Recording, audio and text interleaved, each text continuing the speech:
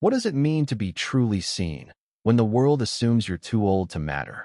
Margaret Evelyn Hartley, at 78, stood in the bustling airport lounge, her silver hair catching the light like a quiet rebellion.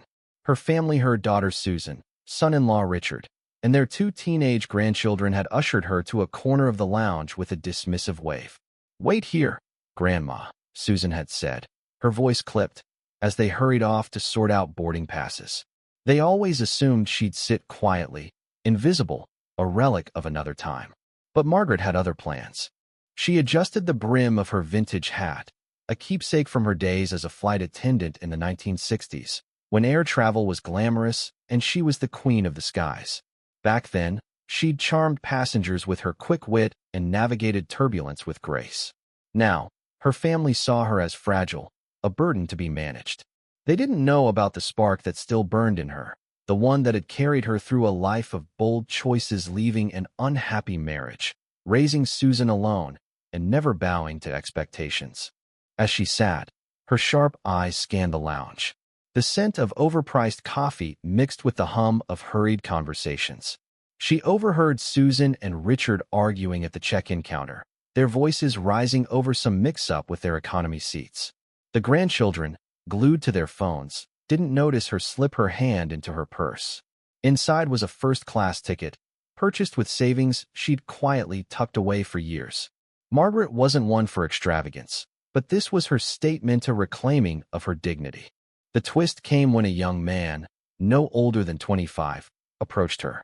He wore a pilot's uniform, his badge gleaming. "Mrs. Hartley?" he asked, his voice warm with recognition. "I'm Captain James. My father flew with you in '68. He said you were the best in the air." Margaret's heart skipped. She hadn't expected a stranger who saw her not as Grandma, but as the legend she'd once been. James knelt beside her, his eyes bright. "He told me how you calmed a panicked passenger during a storm. Said you were fearless." She smiled, her resolve hardening. "Still am," she whispered. James grinned, then handed her a boarding pass, her first-class ticket, upgraded to the best seat on the plane. "Dad would have wanted you to have this," he said. Margaret felt a surge of gratitude, not just for the gesture, but for being remembered. It was a small, unexpected gift, a reminder that her past wasn't forgotten. When the boarding call echoed through the lounge, Margaret stood, her movements deliberate. She didn't glance back at her family, still bickering at the counter. She walked to the gate, her steps steady, and handed her pass to the agent. The woman's eyes widened. "First class, ma'am? Right this way." Margaret boarded, settling into a plush seat by the window, a glass of champagne soon in her hand. The plane hummed to life, and she felt a thrill she hadn't known in decades. Behind her, she imagined Susan's confusion, Richard's frustration, the grandchildren's indifference giving way to shock. They'd find her note later, tucked into her abandoned lounge chair.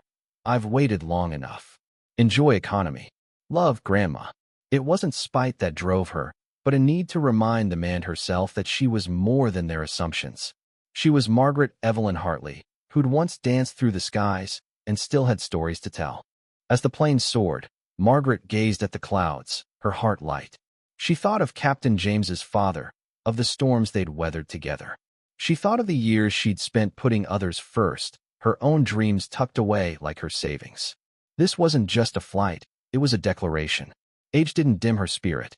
She was still fearless, still capable of choosing her own path. The champagne bubbled against her lips, and she smiled.